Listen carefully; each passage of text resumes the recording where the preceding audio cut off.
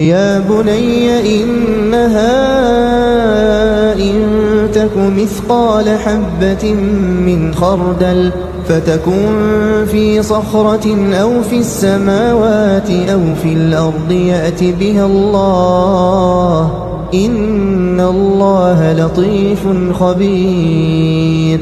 يا بني أقم الصلاة وأمر بالمعروف وانه عن المنكر واصبر على ما أصابك إن ذلك من عزم الأمور.